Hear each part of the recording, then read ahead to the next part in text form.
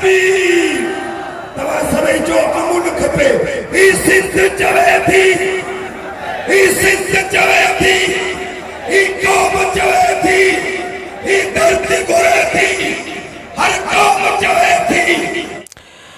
नाज़रीन, जमीयत उलमा इस्लाम जो सिंध अमन मार्च मौलाना राशिद महमूद सुमरो जी अगवाणी में शिकारपुर खां थींदो लखी क्रॉस करे मदे जी तरफ़ वधियो त नई पुल बस स्टॉप वटि जई विया तालके गढ़ी यासीन जा अमीर मौलाना सैयद रुशदुल्ला शाह अमरोटीअ समें साथियुनि सां गॾिजी गुलनि जी वर्खा सां काफ़िले जो शानदार इस्तक़बाल कयो।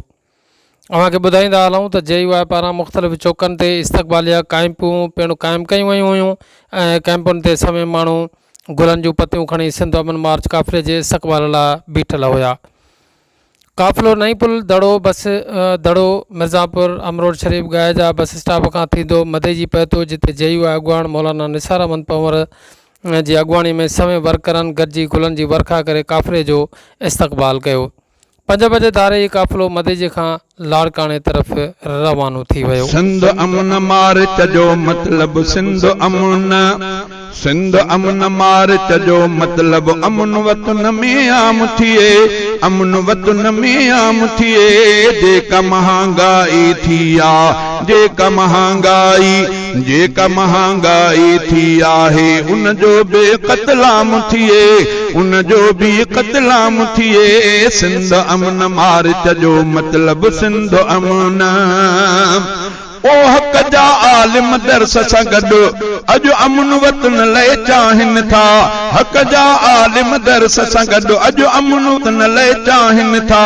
चोर चकार ऐं धाड़ेलनि जो चोर चकार ऐं धाड़ेलनि जो हे कर सिर नीलाम थिए, हे कर सिर नीलाम थिए। सिंध अमन मार्च जो मतलब सिंध अमन मार्च जो मतलब अमन वतन में आम थिए। जेका महांगाई थी आहे, जेका महांगाई थी आहे इन जो भी क़तलाम थिए। सिंध अमन मार्च जो मतलब सिंध अमन ओए हक़दारनि खे हक़ मिलनि ऐं मज़लूमनि जो दाद थिए, हक़दारनि खे हक़ मिलनि ऐं मज़लूमनि जो दाद थिए।